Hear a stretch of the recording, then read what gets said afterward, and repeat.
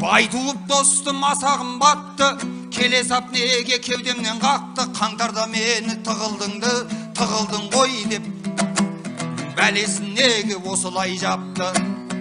Қаңтардың жайын біліп алнақты, ол кезде билік халықты сатты, әкімдікті де өздері жақты, терезені де өздері шақты.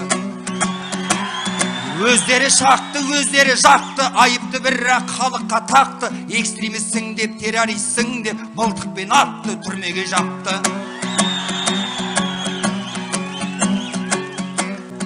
Айтатын болсам қаңтардың мұңын, емі жоқ жара мәңгілік мұңын, түрмеге жапты, сабалап бетті, қазақтың қанша қызы мен ұлын.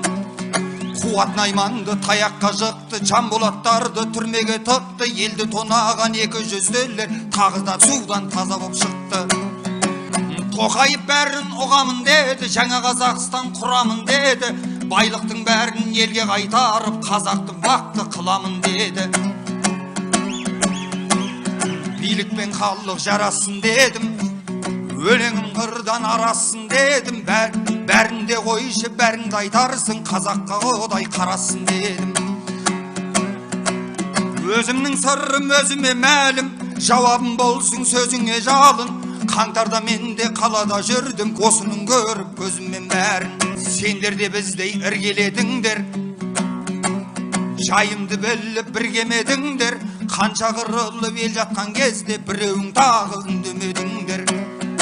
Осылай сөйлеп ақыным ізгі, таңғалсын сөздің татымы бізді.